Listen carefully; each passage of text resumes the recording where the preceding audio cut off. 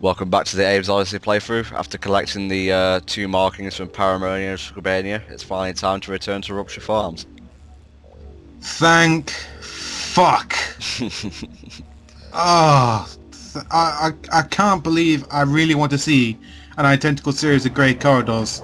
What, you didn't have fun running from Paramites and Scrabs run?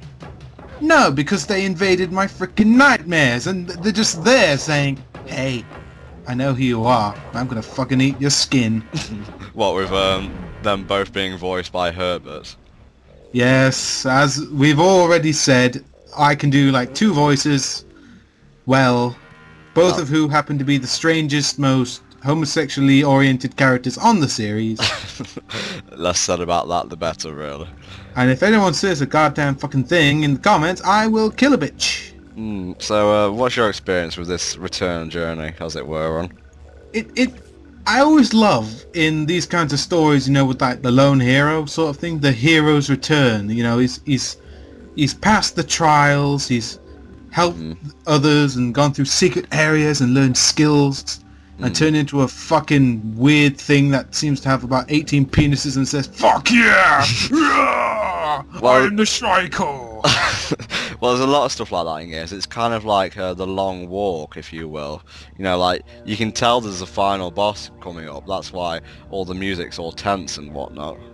Well, it's what I like to call cyclical gameplay. You see, you start out in one area, you leave either due to some sort of event or disaster. I mean, that's pretty common in some games. You leave, you go off and become stronger, you learn things, that's around most of the game. Then you come back to where you started in order to take on the final evil. It's kind of a running theme in most media, really. I mean, check out, what was it, Star Wars. In Star Wars, it becomes full circle, you know? Anakin, oh god, he's wooden. Anakin sort of is evil, and then he has a son who's almost going to do exactly the same thing, and it's all full circle, you see? Everything's full circle. Yeah, it's like your word of the day. Hey kids, today's word of the day, cyclical. Yay. And also today's swear word of the day, glass bottom boat. Like, just going back to Star Wars, if you think about it, Luke is kind of the balance in the Force because he has equal amounts of dark and light. It could go either way, but in the end he says no and redeems his father. You know what we need to do? We need to do a Phantom Menace commentary. Oh my god, no, please, god, no. I could get through that fucking... George Lucas made that movie for... I was about 11 at the time, right? And he basically made that movie for me, and even I thought it was fucking stupid. What, you didn't like Darth Maul?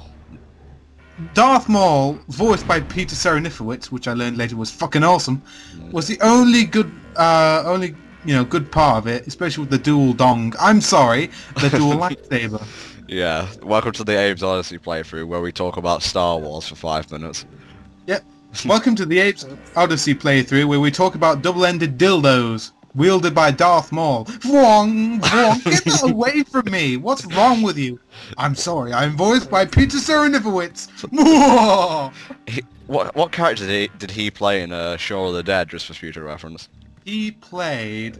what's his name? Pete. It was Pete. What an original name. Yeah, and I like how he phones up a guy called Dom, who he also played. Yeah. Because he's the go-to. He's so varied in his voice work.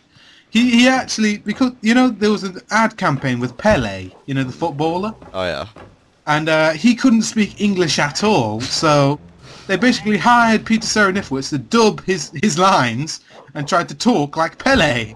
Very nice, yeah. Like, these shoes is good. Is that because he's a footballer? So that started turning into Ali G. Yeah, this isn't a secret area, this is just to go to the next bit of the journey. Don't walk on the mine. Mines are bad. Yeah, in this entire segment, I don't think there's any secret areas, so you needn't worry about that. Then again, you'd see anyway if there was, because we're doing all 99 Madookans. 99 Mudokan balloons, their skins are made. Oh my god. I went there. The saddest thing about that song is the last memory I have of it is playing it on Donkey Konga. What the hell is wrong with you? I don't know. Oh, I played that game once in the store. And it was enough. How much of a twat must you look just to play bongos or whatnot in like a video game store? I mean, it's alright with Guitar Hero or some shit. Bongos are a woefully underappreciated musical instrument. You have no idea how long it took me to do this frigging section. You have to be precision perfect in every one of your movements. Because guess what? We're Hellfire Commentaries and we don't do 2 takes. Yeah, if you can Tom and you do 50. Fuck you. If you continue going along the top row, you would have run into a slick, so it's not a good idea to follow that path. That's a trap card. Yes. Anyway, please join us in part 19 where we begin the freeing of the last Meducans. See you next time.